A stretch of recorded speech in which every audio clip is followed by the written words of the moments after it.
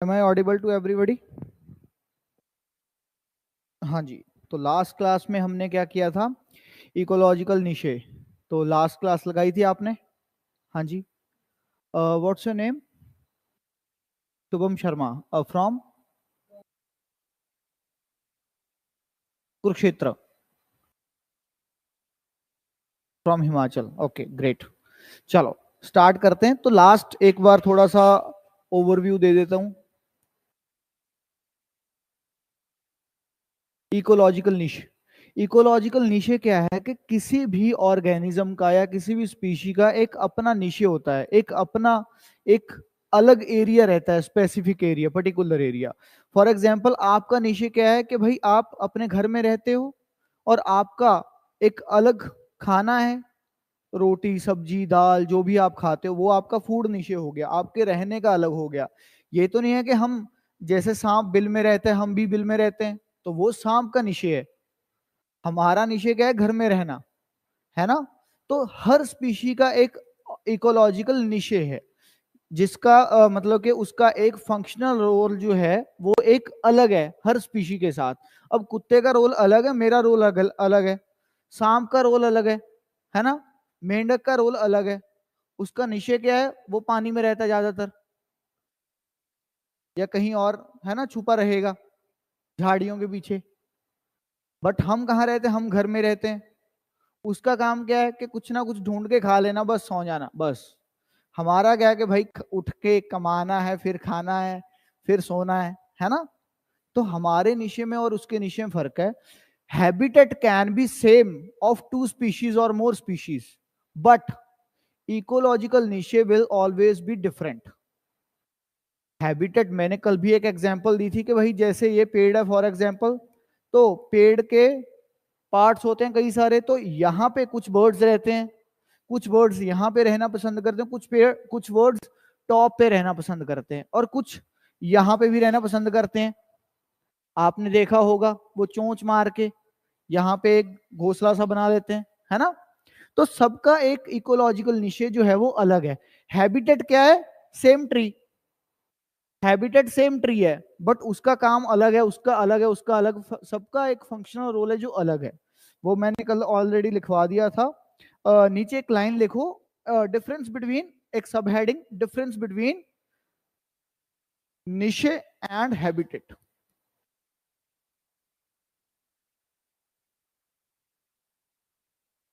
निश and habitat.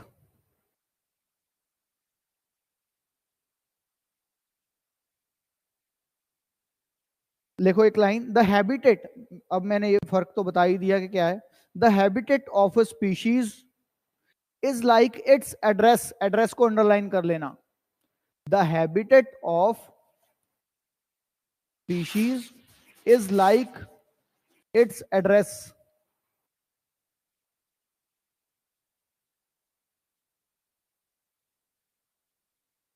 And in contrast, niche can be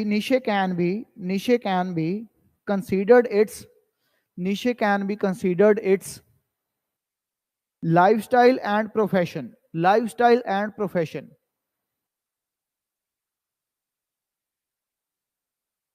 तो lifestyle और उसके रहने सहने का तरीका क्या है, उसका प्रोफेशन काम काज क्या है, वो सब उसके निशे में आ गया। उसका जो रोल है सोसाइटी के अंदर, दैट इज इट्स निशे। ठीक है?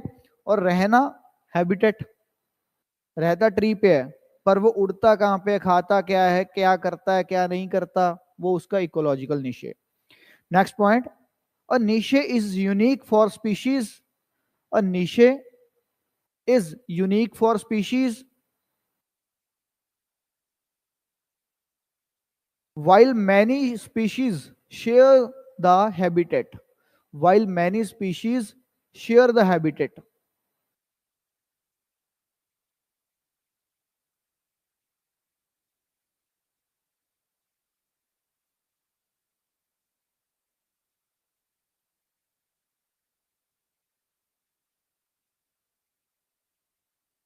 ठीक है? नेक्स्ट पॉइंट लिखो, no two species in a habitat no two species in a habitat, no two species in a habitat can have the same niche. Species की बात हो रही है, ऑर्गेनिजम्स की नहीं। अब एक स्पीशी के अंदर हो सकता है कि भाई फॉर एग्जाम्पल अगर एक स्पीशी के दो तीन ऑर्गेनिज्म या दो तीन इंडिविजुअल्स रह रहे हैं वहां पे, तो उनका निशे सेम हो सकता है, ठीक है ना। जो गली में कुत्ते घूमते हैं, एक कुत्ते का उसका भी निशे सेम है, खाया पिया सो गए, है ना, और दूसरे का भी निशे सेम है, गली में ही रह रहे हैं, गली में ही सो रहे हैं, वहीं पे खा रहे हैं, तो उनका निशे सेम है। बट अगर आप कहो कि बिल्ली का, अब रह तो बिल्ली भी वैसे ही रही है, तो हैबिटेट तो सेम है कुत्ते और बिल्ली का, बट निशे क्या है, डिफरेंट।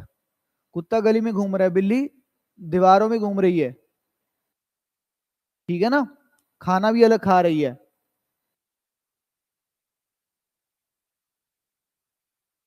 सेम निशे, ठीक है। तो ये चीज है। अच्छा, एक क्वेश्चन आया था पेपर के अंदर 2013 में, तो देखेंगे कि क्या आंसर है। अभी पहले एक बार देख लें। Which one of the following terms describes not only the physical space occupied by an organism, but also its functional role in the community of organisms? तो ऑप्शन है ecotone, ecological niche, habitat, home range. ठीक है, ecological निशे। हाँ जी नव्या, ecological निशे, ठीक है। Functional role की जहां पे बात आ जाए, इसका मतलब निशे की बात हो रही है, ठीक है ना।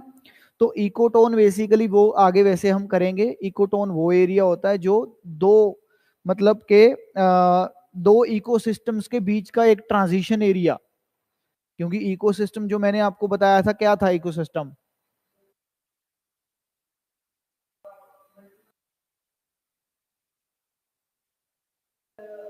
स्पीशीज, हाँ, फंक्शनल पार्ट है बेसिकली, इन्वायरमेंट का फंक्शनल पार्ट, ठीक है ना। तो all ecosystems are environments, but not all environments are ecosystems, ठीक है ना। चलो चलो आगे हेडिंग दो। इसके बाद हमने पहले हमने कम्युनिटी किया था, कम्युनिटी के बाद हमने इकोसिस्टम किया, है ना। इकोसिस्टम के बाद अभी हम करेंगे बायोम। बायोम, इकोलॉजी के अंदर बायोम जो है,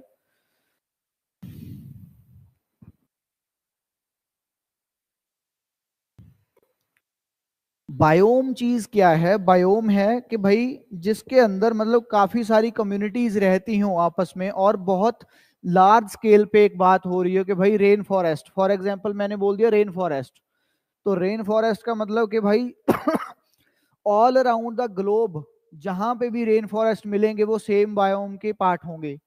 जैसे अमेजोन के जंगल क्या है? Rain forest, Amazon rain forest, या एवरग्रीन फॉरेस्ट, रेन फॉरेस्ट को ही एवरग्रीन फॉरेस्ट बोलते हैं, ठीक है। तो ये भी एक बायोम है। डेजर्ट एक बायोम अलग है, ठीक है ना। तो जो एक मेजर पार्ट जो है वो बनाते हैं, और जिसके अंदर काफी सारी communities, ecosystems, flora and fauna साथ में रहते हैं, उसको हम बोलते हैं बायोम। लिखो एक line, biome is a large, a biome is a large natural occurring,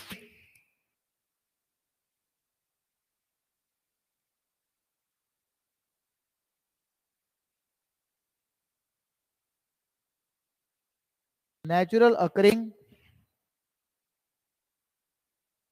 community of flora and fauna, community of flora and fauna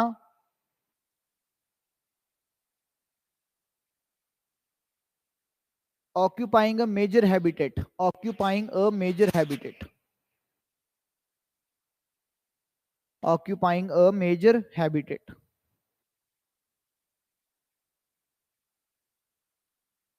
ठीक है। For example tundra, tundra, tundra biome और रेन फॉरेस्ट बायोम। टुंड्रा कहाँ पे? For example आपने देखा होगा कि भाई साइबेरिया जो है पूरा का पूरा आइस कैप्ड है ना।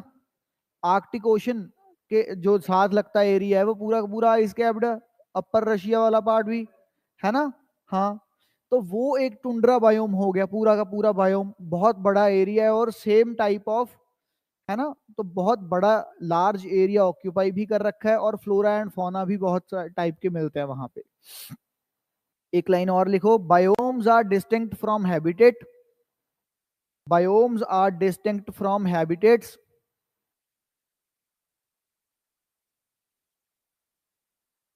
because biome can comprise a variety of habitats, because biome can comprise a variety of habitats।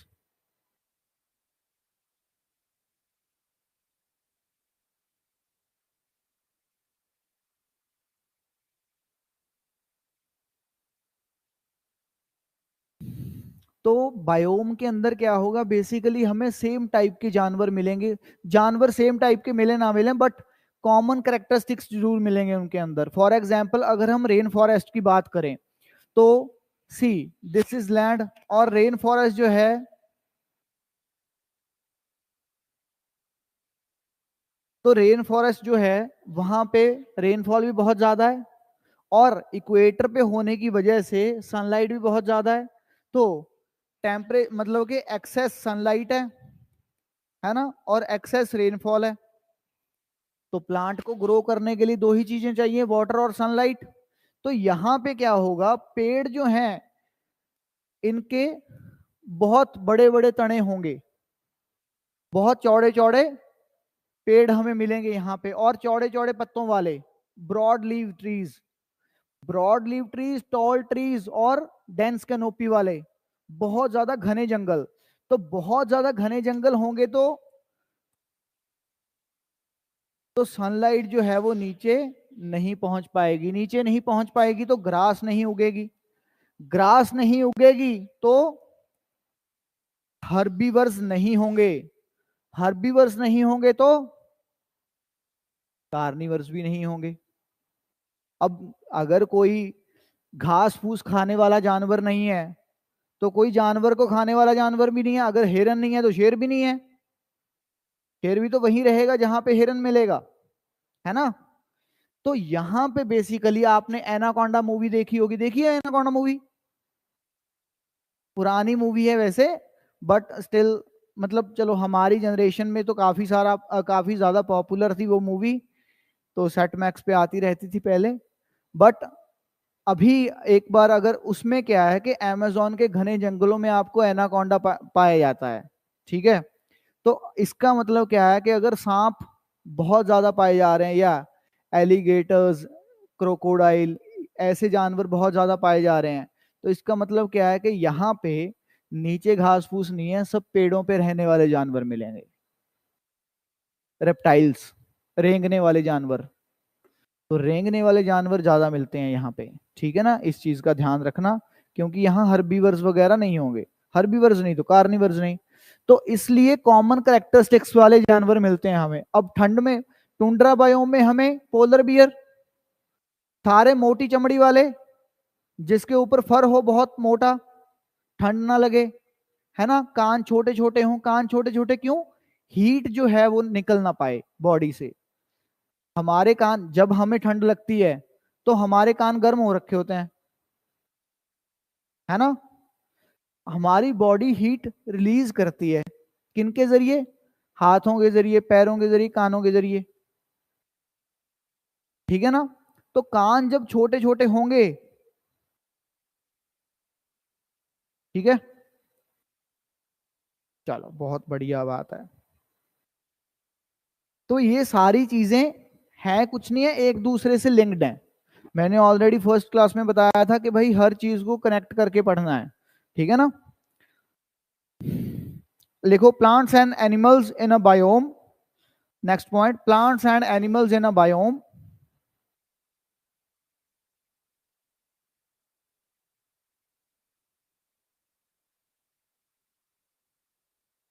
have common characteristics, have common characteristics due to similar climates, due to similar climates, and can be found over various continents, and can be found over various continents।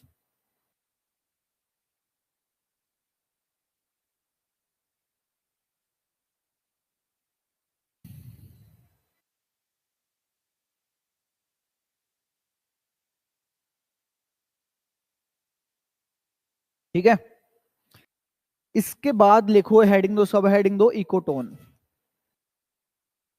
Ecotone मैंने already बताया कि भाई transition zone है। For example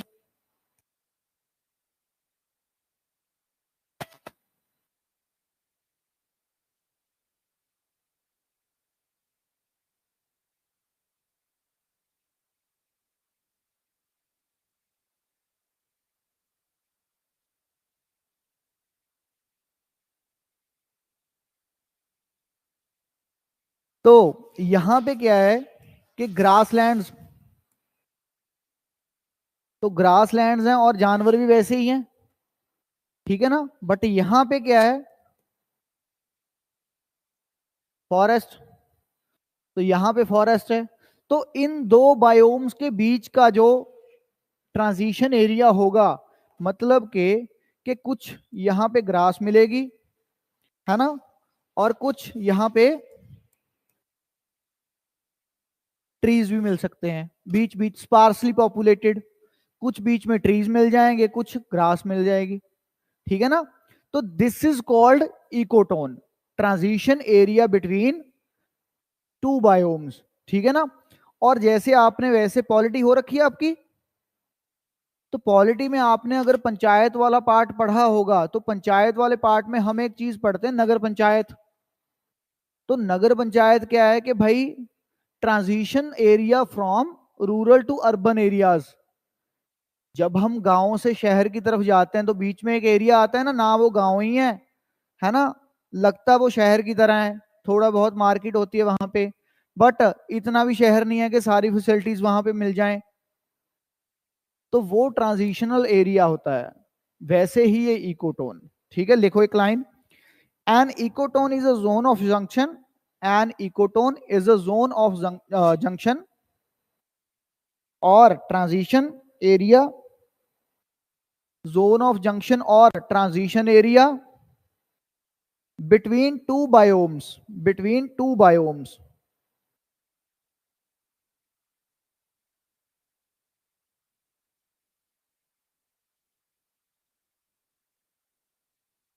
for example mangrove forest, mangrove forest, for example mangrove forest,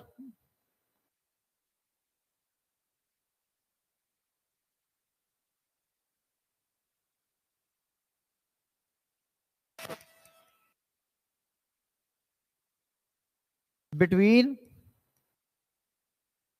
terrestrial and marine ecosystems. तो mangrove हमें कहां मिलते हैं, कोस्टल एरियाज में। तो जब हम लैंड से सी की तरफ जाते हैं हमें मैंग्रोव्स मिलते हैं। तो दो बायोम्स के बीच का एक एक्वेटिक इकोसिस्टम है, एक टेरेस्ट्रियल इकोसिस्टम है, दोनों के बीच में क्या मिलता है, हमें मैंग्रोव फॉरेस्ट मिलते हैं। तो वो क्या है, वो भी एक तरह से इकोटोन है, ठीक है ना। और grassland can be example, grassland also can be example, ठीक है।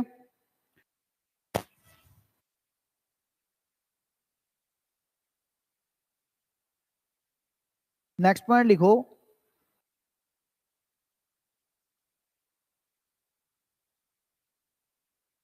it has conditions intermediate, it has conditions intermediate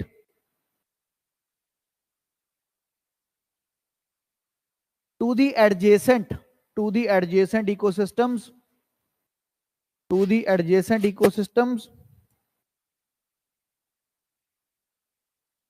hence it is a zone of tension, hence it is a zone of tension।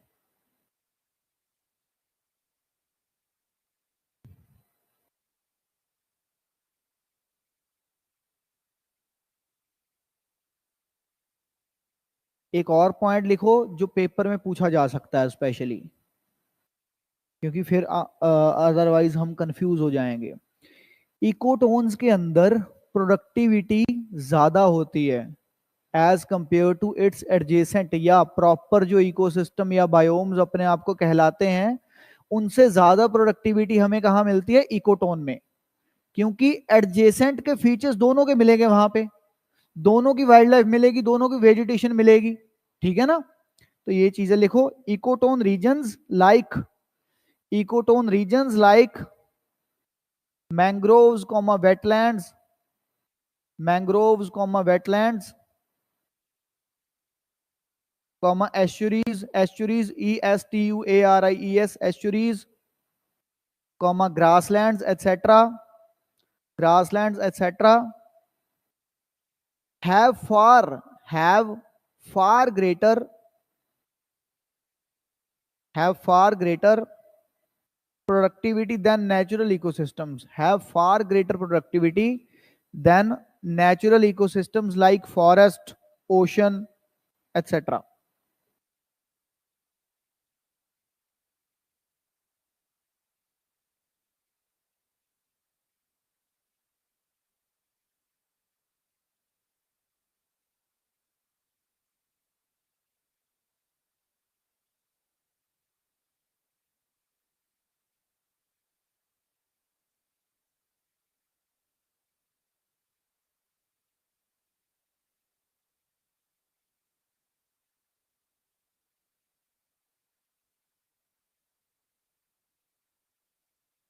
Next लिखो इकोलाइन, इकोलाइन,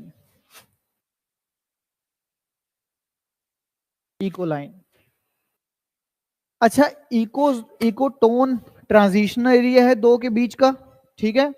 but इकोलाइन क्या है? इकोलाइन है कि भाई एक gradual change आ रहा है बट कॉन्टिन्यूस चेंज हो रहा है, ठीक है। एक बायोम से दूसरी बायोम की तरफ चेंज हो रहा है बट कोई शार्प बाउंड्री नहीं है कि यहां से ये चीज शुरू हो गई, ठीक है ना। बहुत ज्यादा ग्रेजुअल, जैसे टेम्परेचर चेंजेस आते रहते हैं। अगर टेम्परेचर चेंज, अगर हम इक्वेटर से ऊपर की तरफ जाएंगे तो ट्रॉपिक्स तक तो टेम्परेचर बहुत बढ़ेगा, बट ट्रॉपिक से ऊपर की तरफ जाएंगे या ट्रॉपिक से नीचे की तरफ जाएंगे पोल्स की तरफ, तो टेम्परेचर कम होता रहेगा।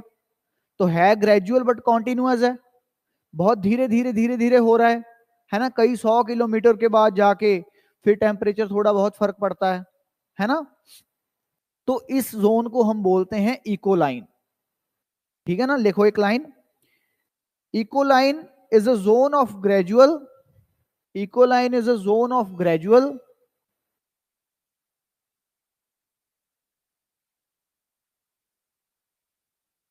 but continuous change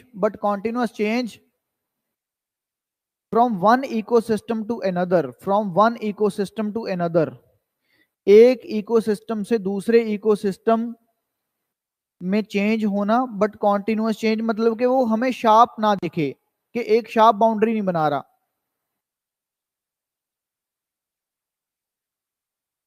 when there is no sharp boundary between, इसी के साथ है when there is no sharp boundary between the two,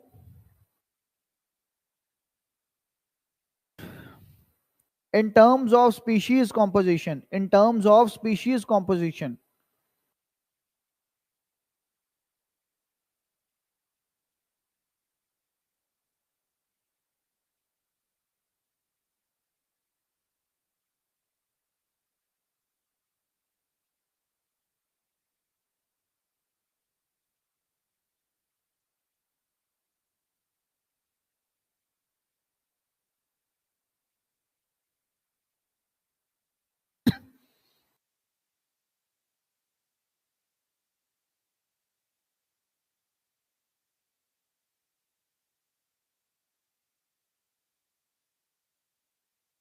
ठीक है। तो इकोलाइन होता है कि indistinct boundary, indistinct boundary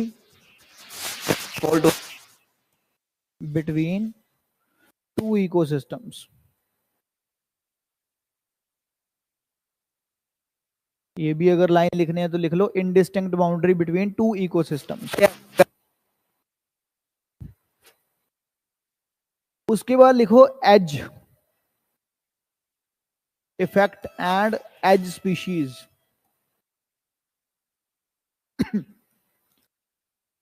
as effect and edge species.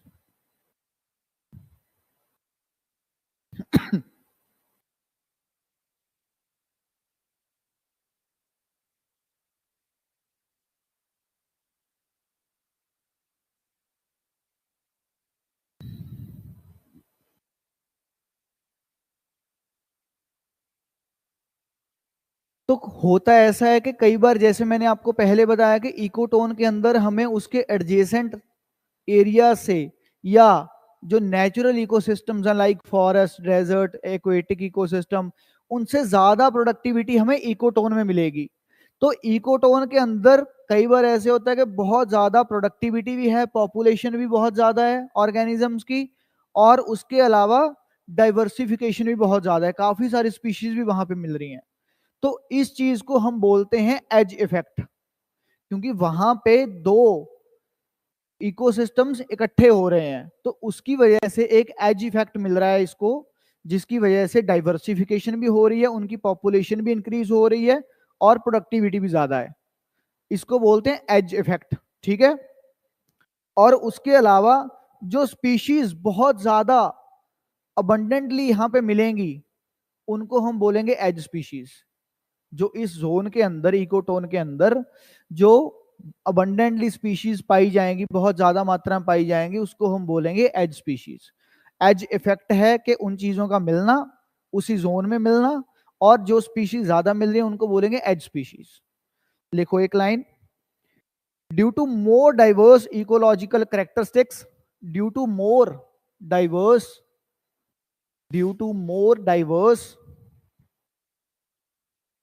ecological characteristics, ecological characteristics found in an ecotone, found in an ecotone,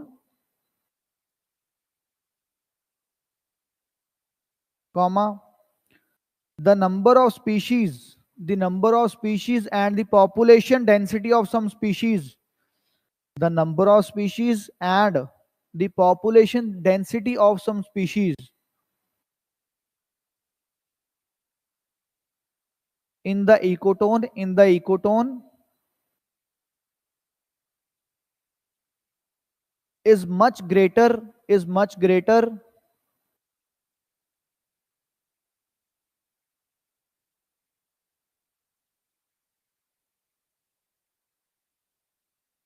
than in either community, in either community। मतलब कि वो community कहीं और भी पाई जाती है, बट उस कम्युनिटी से ज्यादा यहाँ पे पॉपुलेशन ज्यादा मिल रही है, और डाइवर्सिफिकेशन उन कम्युनिटीज के नेटिव प्लेसेस से ज्यादा यहाँ पे मिल रहा है। This is called edge effect, this is called edge effect. लिखो इसके साथ फुल स्टॉप के बाद, this is called edge effect. Next point लिखो, the species which occur, the species which occur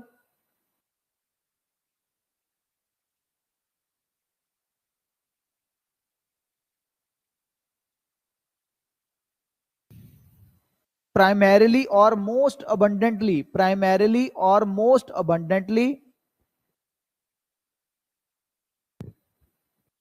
in this zone, in this zone, in this zone are known as edge species, are known as edge species।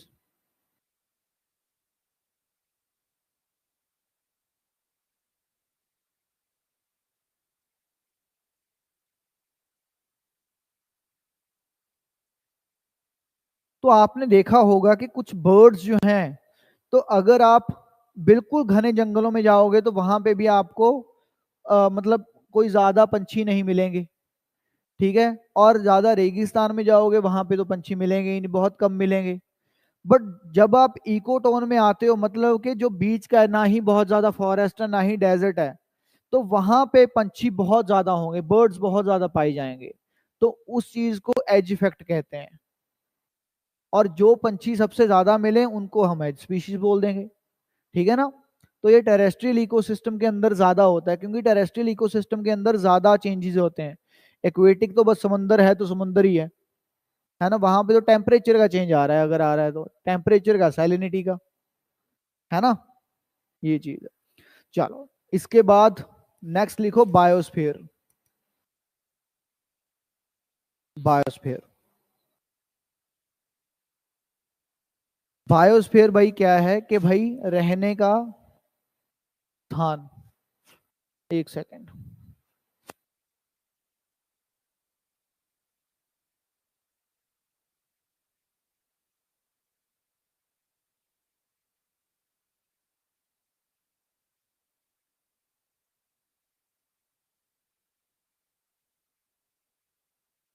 तो lithosphere, hydrosphere और atmosphere, तो ये तीनों मिलके बनाते हैं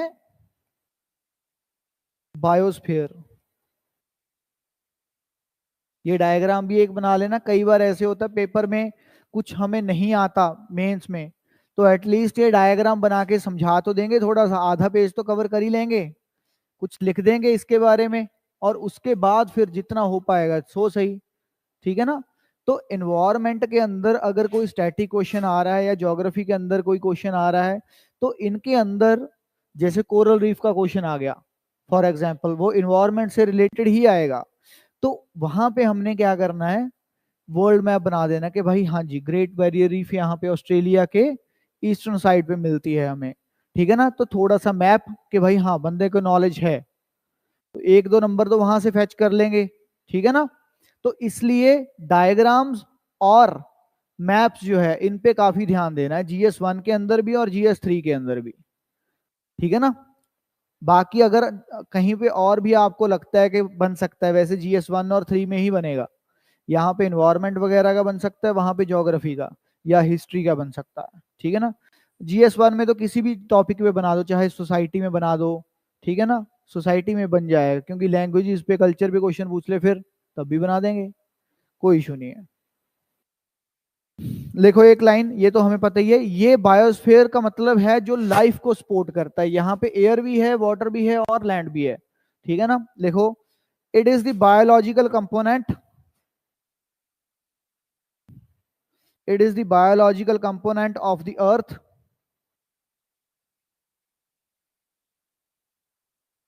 which includes the lithosphere,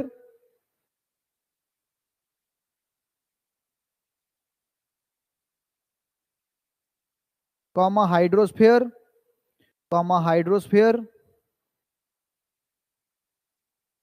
and atmosphere.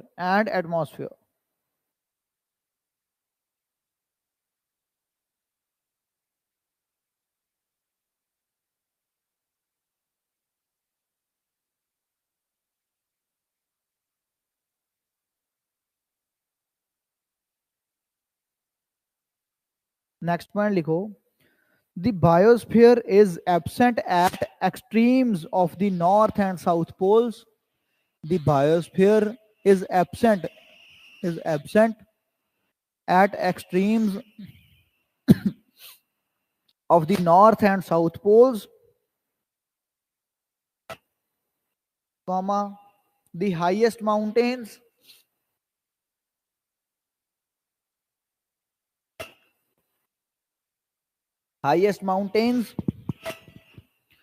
and the deepest oceans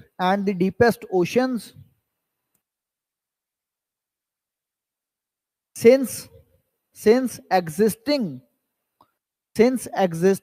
hostile conditions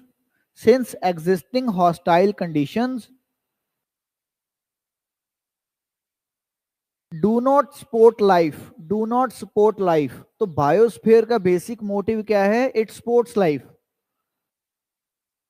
तो extreme condition जहां पे नॉर्थ पोल में बिल्कुल एक्सट्रीम कंडीशन होगी, तो वहां पे क्या ही रह सकता है बंदा, ठीक है ना। नेक्स्ट पॉइंट लिखो, कई बार पेपर में स्टेटमेंट आ जाए प्रीलिम्स में, मेंस में तो खैर क्या ही आएगी, ये प्रीलिम्स पॉइंट ऑफ व्यू से इंपॉर्टेंट होगी लाइन, लिखो occasionally spores of fungi and bacteria, spores of fungi जो भी आप बोलते हो, fungi and bacteria do not occur do occur at greater heights beyond 8,000 meters, but they are metabolically inactive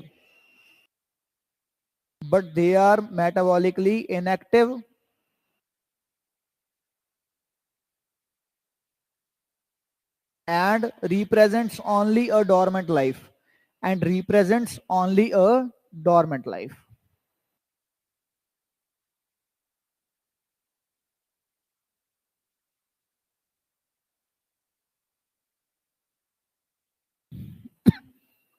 ठीक है। तो ऐसी चीजें कई बार पेपर में पूछी जाती हैं कि फॉर एग्जांपल अगर स्टेटमेंट आ जाए पेपर में कि नो ऑर्गेनिज्म या नो फंजाई और bacteria can be found beyond 8000 meters of height, तो वो गलत होगी स्टेटमेंट। मिलते हैं but they are not active. ठीक है ना। जैसे कल भी मैंने कुछ बैक्टीरियाज के नाम लिखवाए थे, साइनोबैक्टीरिया टाइप्स, तो वैसे क्वेश्चंस ऑलरेडी प्रीलिम्स में पूछे गए हैं, और ये क्वेश्चन जो है वो प्रीलिम्स पॉइंट ऑफ व्यू से ही मोर इंपॉर्टेंट है। ठीक है ना। मेंस के अंदर जो क्वेश्चंस आते हैं वो थोड़े से जैसे कोरल रीफ्स पे या जो प्रॉब्लम्स हैं क्लाइमेट प्रॉब्लम्स, तो बेसिक ध्यान क्या देना है, प्रीलिम्स में फैक्ट्स याद रखने हैं थोड़े से। ठीक है। फैक्ट्स वैसे दोनों में ही काम आएंगे, मेंस में आप फैक्ट्स लिखोगे तो एज मिल जाएगा बाकियों से। मेंस में प्रॉब्लम्स एंड सॉल्यूशंस, ठीक है ना, प्रॉब्लम्स क्या क्या हैं, क्यों हैं, उनके सॉल्यूशंस क्या हैं, कर क्या रहे हैं हम, दैट्स इट, बात खत्म। क्वेश्चंस ही ये पूछे जा रहे हैं एनवायरनमेंट के, चाहे वो कोरल रीफ हो, चाहे वो कुछ भी हो, चाहे वो कोई भी इकोसिस्टम वगैरह कुछ क्यों ना हो। ठीक है ना, या फ्लड्स पे क्वेश्चन आ जाए या कुछ भी आ जाए, ये चीज है। उसके बाद चलो हेडिंग दो, सब हेडिंग आगे, न्यू टॉपिक की हेडिंग इसी के अंदर, प्रिंसिपल्स ऑफ इकोलॉजी।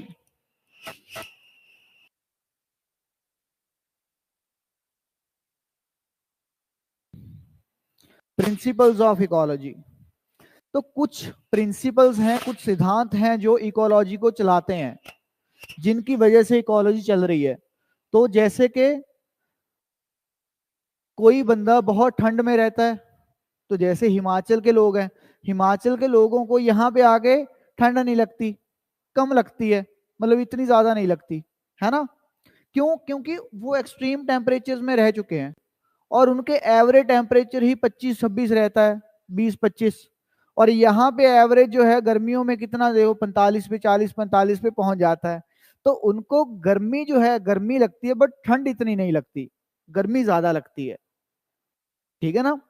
तो ये चीज है, तो ये क्या है, उन्होंने अडेप्ट कर रखा है उस क्लाइमेट को, तो उस क्लाइमेट को अडेप्ट कर रखा है, हमने यहाँ के क्लाइमेट को कर रखा है। वैसे ही पोलर बियर ने एक्सट्रीम टेम्परेचर को अडेप्ट किया, और उस अडेप्टेशन की वजह से क्या हुआ, उसकी बॉडी में चेंजेस आ गए, कान छोटे हो गए, फर ज्यादा हो गया, चमड़ी मोटी हो गई। ठीक है ना। तो ये चीज है। जैसे कि कुछ और प्लांट्स क्या करते हैं, जैसे डेजर्ट के अंदर जो प्लांट्स पाए जाते हैं उनके वैक्सी लीव्स होंगे, ताकि सूरज की रोशनी आए और रिफ्लेक्ट बैक हो जाए, वहां से ट्रांसपीरेशन ना हो, जो वाटर है उनके पास पड़ा रहे, रिटेन्ड रहे। ठीक है ना, अदरवाइज वो सारा उड़ जाएगा। ठीक है ना। तो ये चीज क्या है, अडेप्टेशन। तो ये species organisms with the course of time due to some abiotic factors adapt कर लेते हैं कुछ चीजें। ठीक है ना, ये चीज है। तो लिखो, फर्स्ट लिखो सबसे पहले adaptation.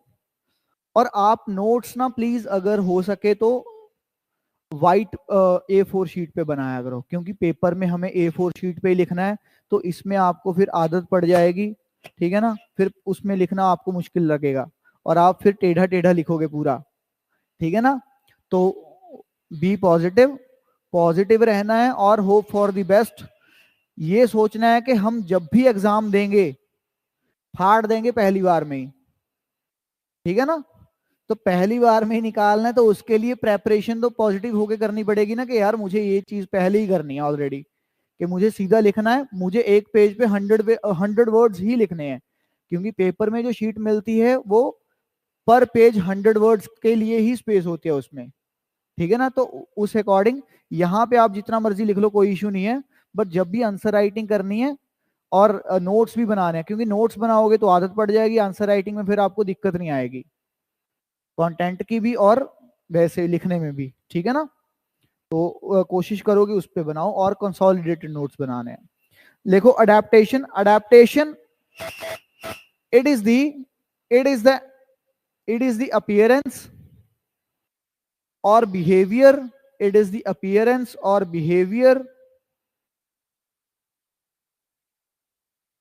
or structure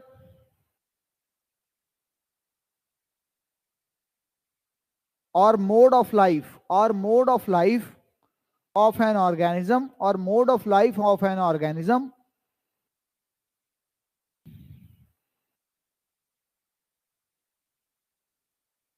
that allows allows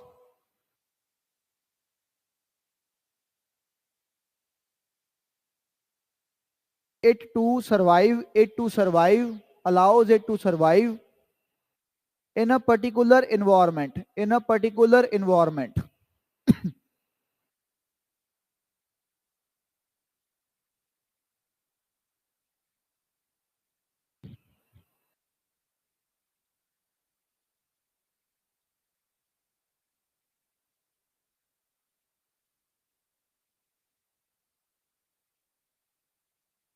तो जैसे रेगिस्तान में पानी की कमी रहती है, कम मिलता है, तो कैमल्स ने क्या किया, अडेप्ट कर लिया कि यार अंदर ही स्टोर कर लिया करेंगे पहले ही। ट्रीज बहुत लंबे होने लग गए थे, तो जिराफ ने क्या किया, अपनी गर्दन ही लंबी कर ली। अडेप्टेशंस, ठीक है ना, दीज आर कॉल्ड अडेप्टेशंस। या कुछ जानवर क्या करते हैं, जहां पे पानी कम मिलता है, जैसे कि एक रैट है, रैट, तो वो क्या करता है, वो अपना एक्सक्रीटरी प्रोडक्ट्स, यूरिन कम करता है, बहुत कम, ताकि उसके अंदर वाटर प्रेजेंट रहे, ठीक है ना। तो दीज आर कॉल्ड अडेप्टेशंस।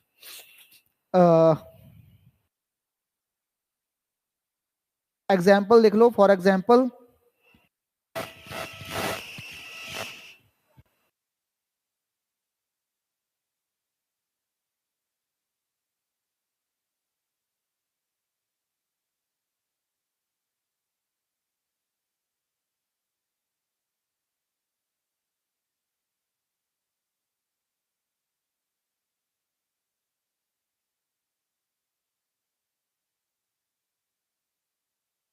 देखो, for example mammals from colder climates generally have shorter ears and limbs. उनके हाथ पैर भी छोटे होते हैं।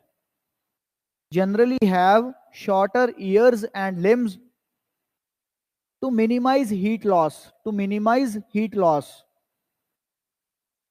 अब हाथी ट्रॉपिकल एरियाज में मिलता है, तो उसके कान भी बड़े बड़े हैं, तो हीट लॉस ज्यादा होता है, ठीक है ना। पंजे भी बड़े बड़े हैं, ये चीज है।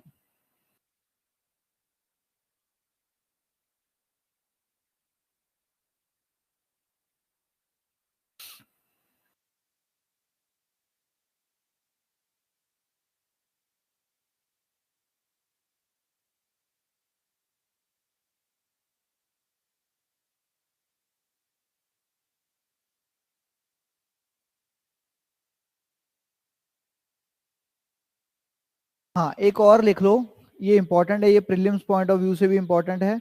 A hyper thermophile a hyper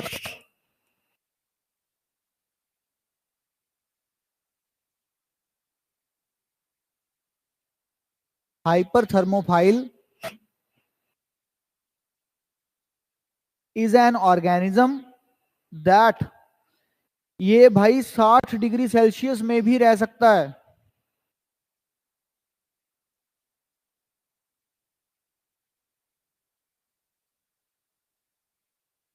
is an organism that thrives in extremely hot environments,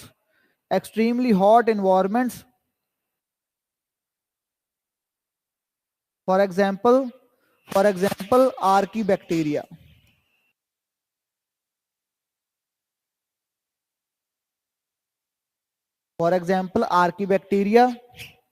flourish in hot springs and deep sea hydrothermal vents.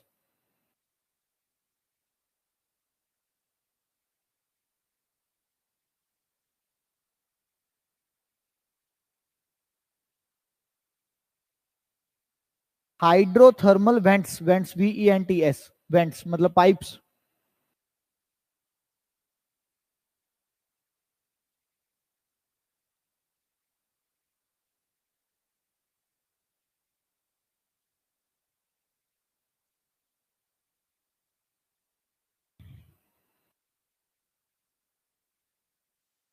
तो इनके पास कोई स्पेशल प्रोटीन होता है आर्किबैक्टीरिया के पास, जो इनको हेल्प करता है उन एक्सट्रीम टेम्परेचर्स में रहने के लिए, ठीक है ना।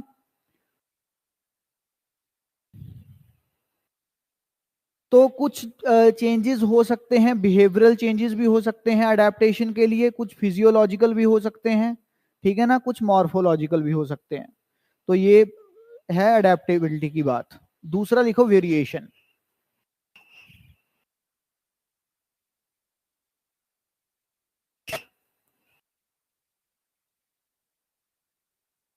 Variation, variation is one of the principle of ecology.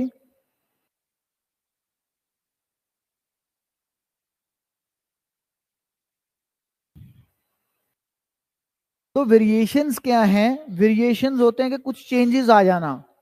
तो कुछ चेंजेस आ गए, जैसे कुछ जीन्स डिलीट हो गए, कुछ जीन्स जो हैं वो ऐड हो गए due to some factors, abiotic factors, ठीक है ना। तो जैसे फॉर एग्जांपल के भाई कुछ फॉर एग्जांपल जैसे ह्यूमन बींग्स की ही बात ले लो, पहले हमारा फेस किस टाइप का था, है ना, बंदरों जैसा था। तो with the course of time variations आ गए हमारे जेनेटिक मटेरियल के अंदर, जीन्स के अंदर। तो कुछ जीन्स वो पुराने बंदरों वाले जीन्स हमने डिलीट कर दिए और नए जीन्स अडेप्ट कर लिए। तो वो होती है वेरिएशंस, ठीक है ना, या क्लाइमेट के अंदर चेंज आने की वजह से, ठीक है, वो चीज है। लिखो variations are induced by, variations are induced bye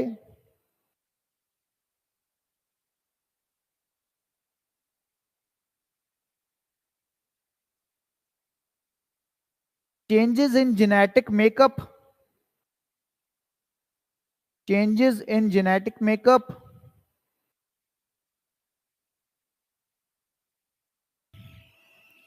due to the addition or deletion, due to the addition or deletion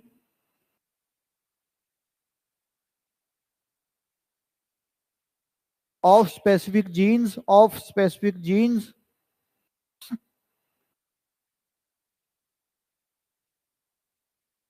full stop। Next point लिखो इसी के अंदर, mutations, mutations comma changes in climate, mutations comma changes in climate,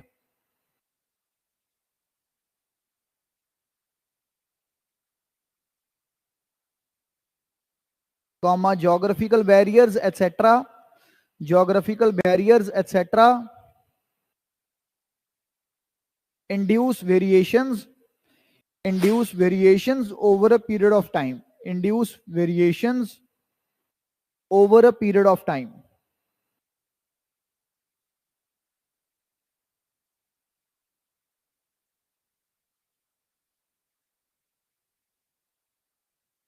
ठीक है।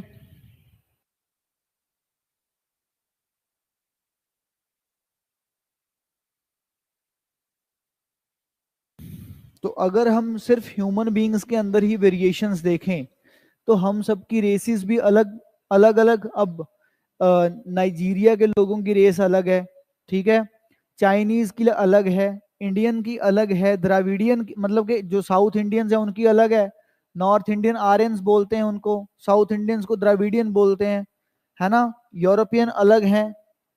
तो सबके अंदर कुछ के बाल बहुत करली होंगे, कुछ के बहुत थिक होंगे, कुछ के बहुत पतले होंगे, है ना, कुछ का स्किन कलर बहुत ज्यादा ब्राइट होगा, कुछ का डार्क होगा कॉम्प्लेक्शन।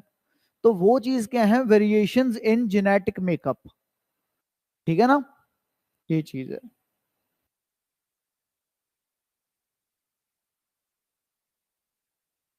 आगे लिखो adaptive radiation, next next next लिखो अडेप्टिव रेडिएशन।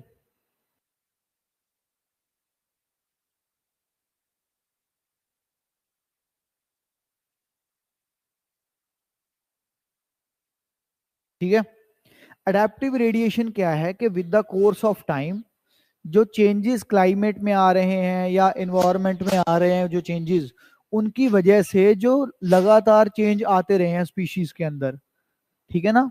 जैसे कि किसी पंछी की चोंच जो है वो पहले बहुत मोटी थी, फॉर एग्जाम्पल के ऐसे थी, फिर उसके बाद कुछ चेंजेस आ गए, हार्डवुड ट्रीज आ गए, तो हार्डवुड ट्रीज की वजह से उसकी चोंच ऐसे हो गई, फिर बहुत ज्यादा लंबी हो गई, ठीक है ना, फिर बहुत ज्यादा छोटी हो गई, नुकीली हो गई या कैसे भी। तो वो जो चेंजेस आ रहे हैं, ये this is just one example, ठीक है। तो वो जो लगातार चेंजेस आ रहे हैं, मतलब कि उनके एंसेस्टर्स कुछ और थे बट वो खुद कुछ और हैं। क्यों? क्योंकि जो चेंजेस आए हैं with the course of time environment में, क्लाइमेट के अंदर या उनके हैबिटेट के अंदर, उसकी वजह से उनको अडेप्ट करना पड़ा। That is called adaptive radiation. लिखो, it is the process in which organism, it is the process in which organism diversify from an ancestral species, diversify from an ancestral species into many new forms, into many new forms,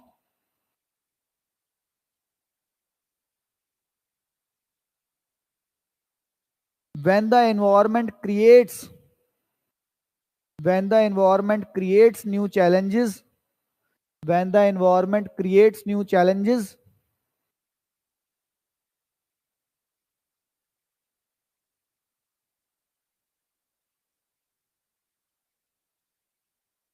or opens new environmental niches, or open new environmental niches,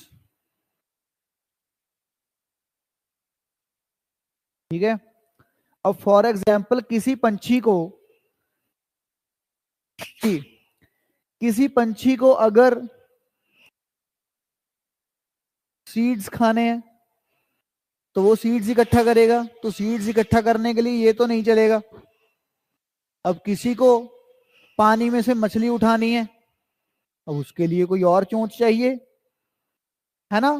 किसी को क्या करना है, किसी को tree के अंदर whole करना है, उसके लिए और चोंच चाहिए। But they are of same ancestors, ancestors उनके सेम है, बट उन्होंने अपने एनवायरमेंट, अपने हैबिटेट के साथ उसके अकॉर्डिंग क्या किया, अपने आप को चेंज कर लिया, उसको अडेप्ट कर लिया, वेरिएशंस को अडेप्ट कर लिया, ठीक है ना। नेक्स्ट लिखो, स्पीशिएशन, वेरिएशन के बाद लिखो speciation.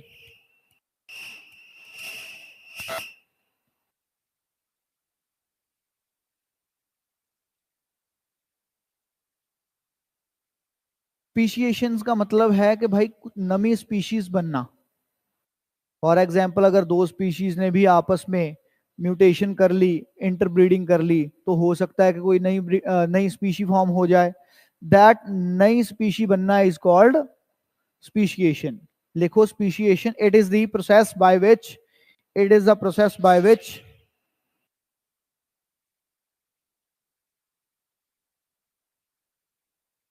new species are formed, new species are formed, and evolution is the mechanism, and evolution is the mechanism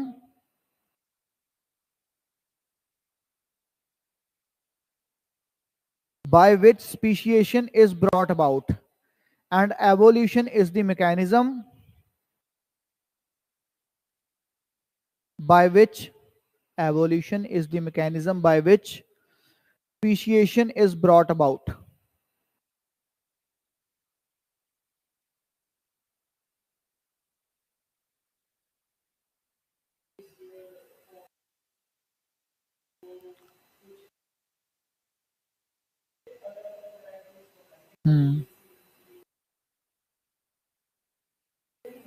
speciation naturally होगा, हाँ, ये नेचुरली। एवोल्यूशन का मतलब क्या है कि with the course of time, hundreds of years, तो उसमें होता है ये जो मैंने पीछे आपको ये दिखाई कि इनकी चोंच अलग अलग है, ये थाउजेंड्स ऑफ इयर्स का कमाल है, ठीक है ना।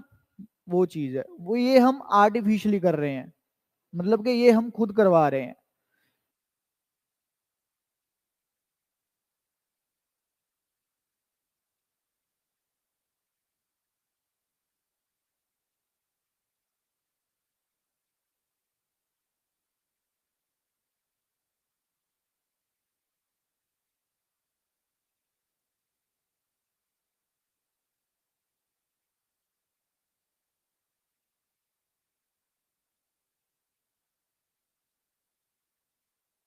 आगे लिखो म्यूटेशन।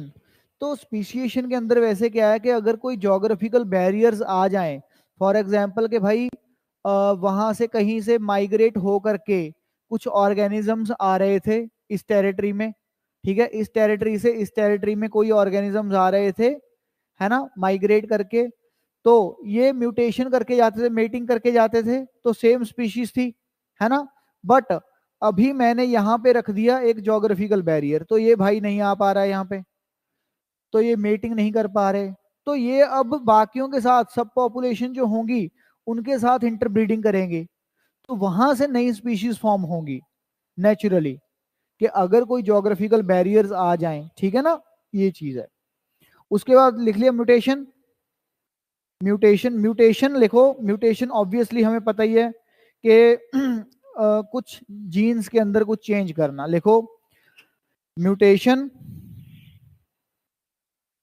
ब्रैकेट में लिखो इसके साथ a change in genetic material, a change in genetic material that results from an error, that results from an error in DNA replication, in DNA replication, bracket close,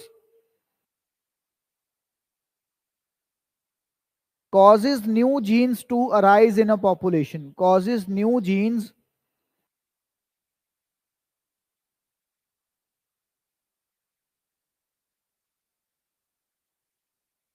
to arise in a population.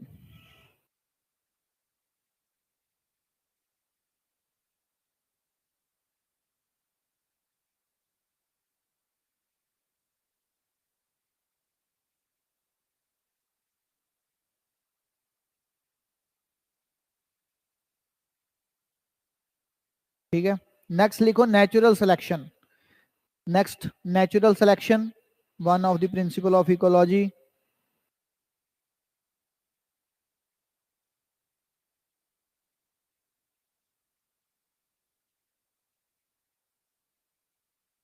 तो natural selection क्या है, ये एक mechanism है जो Charles Darwin ने दिया था, ठीक है।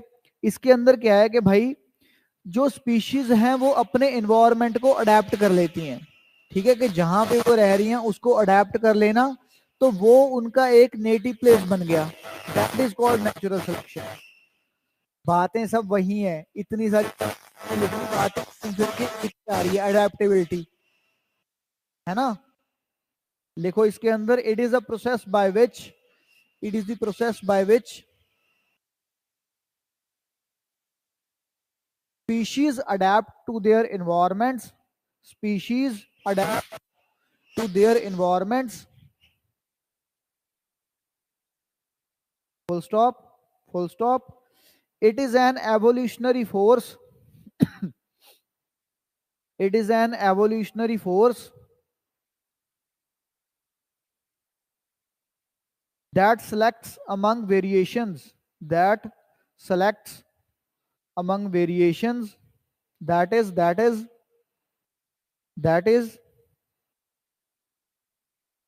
genes that help the organism, that is genes that help the organism to better adapt to its environment. तो एवोल्यूशन की वजह से जो उनके अंदर वेरिएशंस आई, जीन्स मटेरियल चेंज हुआ, जेनेटिक मटेरियल चेंज हुआ, उस जेनेटिक मटेरियल ने, उस वेरिएशन ने उनको फोर्स किया कि तुमको इस एनवायरनमेंट को अडेप्ट करना है। क्योंकि पहले इन्वायरमेंट में आए थे, उसकी वजह से वेरिएशंस आ गई, वेरिएशंस की वजह से अडेप्ट हो गया। ठीक है ना। Such genes are reproduced more, such genes are reproduced more, इसी के साथ है such genes are reproduced more in a population due to natural selection.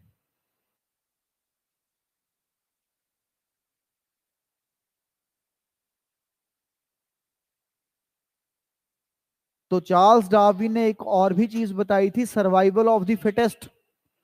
Survival of the fittest का मतलब क्या है कि भाई वही सर्वाइव कर पाएगा जो फिट होगा। अब जो इन वेरिएशंस वाली स्पीशीज के ऑफस्प्रिंग्स होंगे, इनके बच्चे होंगे, वो उस एनवायरनमेंट को जल्दी अडेप्ट करेंगे क्योंकि उनके अंदर जेनेटिक मटेरियल चेंज है ना। तो उनके सर्वाइवल के चांसेस ज्यादा होंगे कम, ज्यादा। ठीक है, तो ये चीज है, तो इसको बोलते हैं नेचुरल सिलेक्शन। उसके बाद लिखो evolution, evolution, evolution.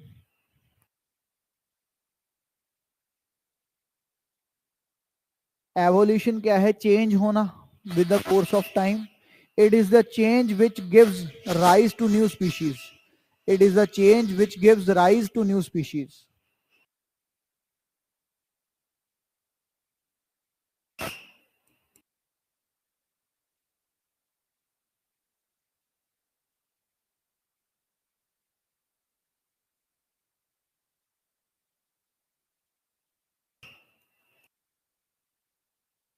New species.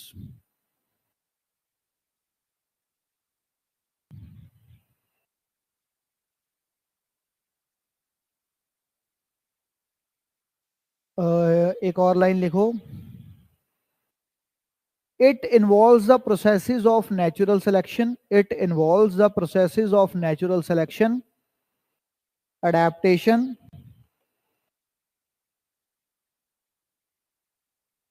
natural selection, comma adaptation, comma variation, etc.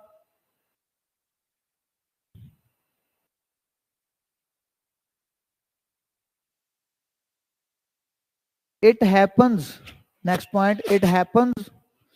It happens to make the organism better. It happens to make the organism better,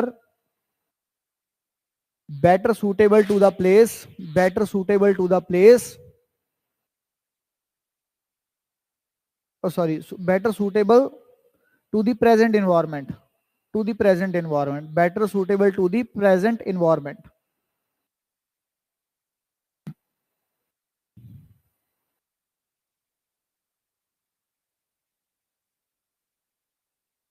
ठीक है। उसके बाद लिखो एक्सटिंक्शन। एवोल्यूशन हमने समझ लिया कि भाई चेंज जो आ रहा है स्पीशीज के अंदर, तो स्पीशीज के अंदर स्पीशीज इवॉल्व नहीं करेंगी तो वो रह नहीं पाएंगी, अडेप्ट नहीं करेंगी, वेरिएशंस नहीं होंगी उनमें, नेचुरल सिलेक्शन नहीं करेंगी तो सरवाइव नहीं कर पाएंगी। एक्सटिंक्शन मतलब कि खत्म हो जाना। ठीक है। खत्म क्यों होता है? या तो वो सरवाइव नहीं कर पा रहे क्योंकि उन्होंने अडेप्टेशंस वगैरह नहीं की, या फिर कंपटीशन। ठीक है ना। जब किसी दूसरी स्पीशी से या किसी और ऑर्गेनिज्म से कंपटीशन हो गया और अगर वो बेटर है तो वो हमें खत्म कर देगा, या तो कंपटीशन हो या फिर वो अडेप्ट ना कर पाए उस एनवायरनमेंट को, तो वहां पे सरवाइव नहीं कर पा रहा। ठीक है ना, ये रीजन होते हैं। लिखो the primary reason behind extinctions. Primary reason behind extinctions is an environmental change, is an environmental change or biological competition, or biological competition.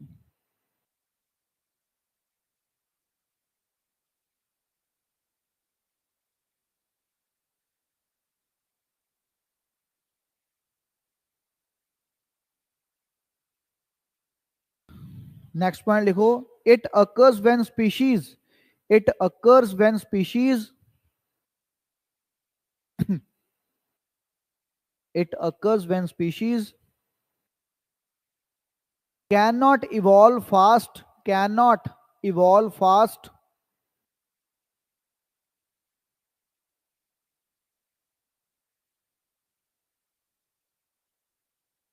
enough, fast enough to cope with the changing environment, to cope with the changing environment.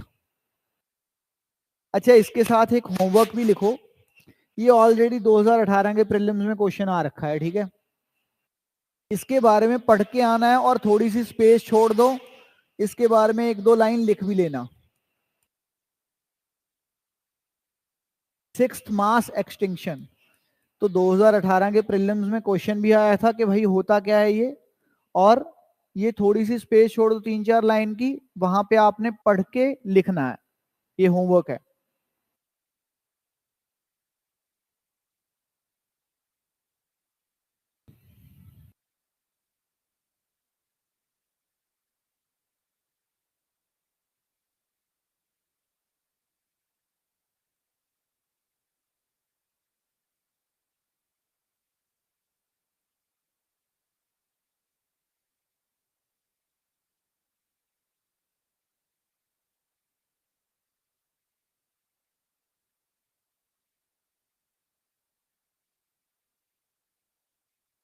एक एक नीचे note करके लिख लो, या star mark करके लिख लो, एक एक्लीमेटाइजेशन, अक्लाइमेटाइजेशन, acclimatisation,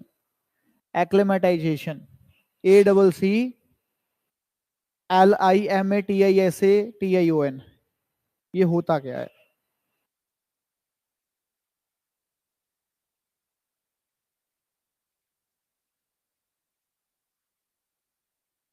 हाँ बिल्कुल, लिखो small changes that take place in the body of a single organism, that take place in the body of a single organism over shorter periods, over shorter periods,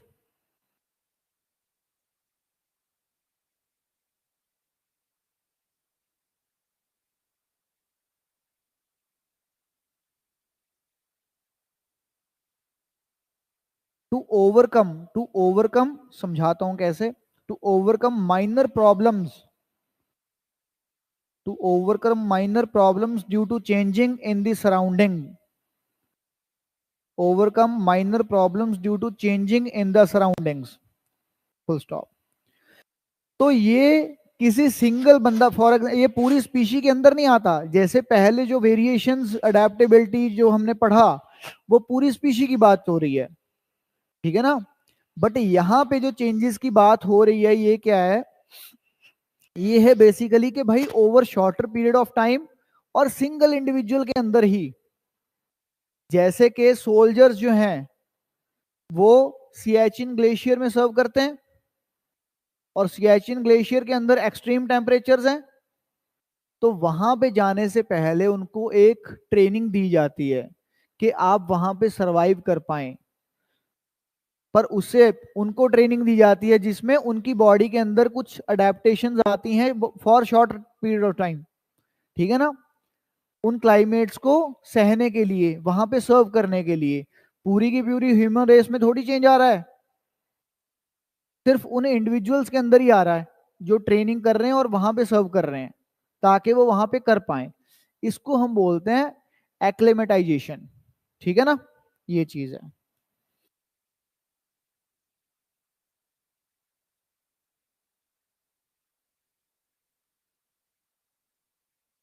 और sixth mass extinction के साथ जब आप ये पढ़ोगे, तो ये sixth है, तो पहली 5 कौन सी थी वो भी पढ़नी है, ठीक है ना।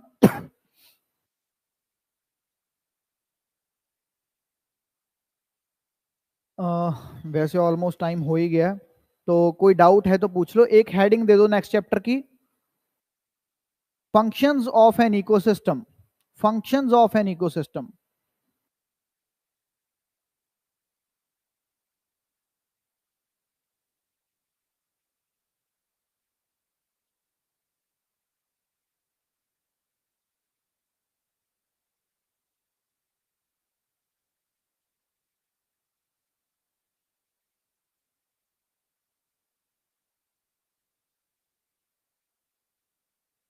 ठीक है, कोई डाउट यहां तक?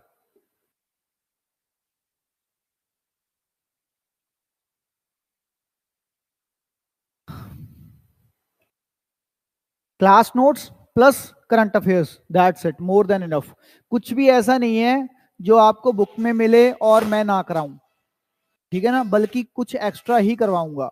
क्योंकि मैं जो नोट्स बनवाता हूँ, सी मुझे बनवाने को मैं पीपीटी से भी पढ़ा सकता हूँ, पीपीटी बनाने में, पर पीपीटी बना के और आपको नोट्स प्रोवाइड करने में वो नुकसान मेरा नहीं है, मेरा तो फायदा है, मुझे इतना डिक्टेट नहीं करना पड़ेगा। बट उसमें आपका फायदा क्या है, एक तो आपकी स्पीड इंक्रीज होगी और लिखने की आदत पड़ेगी, क्योंकि पेपर में 20 क्वेश्चन लिखने हैं आपने 3 घंटे में। तो 3 घंटे में 20 क्वेश्चन का मतलब कि भाई 200 वर्ड का अगर हम हर क्वेश्चन लगाएं तो 4000 वर्ड हो गया। तो 4000 वर्ड का मतलब कि 40 शीट्स भरनी है हमने, 40 पेजेस, मतलब 20 पेज होते हैं, तो 20 की दोनों साइड 40, 3 घंटे में। तो उतनी स्पीड हम तभी ला पाएंगे अगर हम लिखने की प्रैक्टिस नोट से ही करेंगे पहले, ठीक है ना। तो नोट से होगी, तो इसलिए आप भी थोड़ा ध्यान रखिए, जो भी पुराने नोट्स हैं उनको प्लीज वाइट पेजेस पे बना लीजिए, ठीक है ना, ताकि एक जगह कंसोलिडेटेड रहे। और पहले मैंने बताया था फर्स्ट क्लास में, अगर आपने लगाई होगी, लगाइए फर्स्ट क्लास, तो फर्स्ट क्लास में बताया था कि जब भी आप कोई टॉपिक करते हो और वो टॉपिक यहाँ तक खत्म हो गया फॉर एग्जाम्पल, तो उसके बाद थोड़ी सी स्पेस छोड़ देनी है। क्यों छोड़नी है? क्योंकि अगर इन फ्यूचर आप कोई बुक पढ़ते हो या कोई करंट अफेयर पढ़ते हो फॉर एग्जाम्पल, है ना, मास एक्सटिंक्शन से रिलेटेड ही करंट अफेयर आ गया, तो वो न्यूज आप यहाँ पे लिख लो, ताकि पेपर से पहले आप सिर्फ अपने नोट्स को ही खोलो, ना कि एक बार 365 पढ़ लिया, एक बार करंट अफेयर मंथली चल रहा है, एक बार बुक पढ़ रहे हैं, एक बार क्लास नोट्स चल रहे हैं। तो क्लास नोट्स का फायदा तो यही है, कोचिंग लेने का फायदा भी यही है, ठीक है ना, क्लियर है? चलो, अगर कोई डाउट हुआ तो यू कैन टेक्स्ट मी, आपने बता ही रखा है ऑलरेडी मैंने, ठीक है। चलो, थैंक यू सो मच।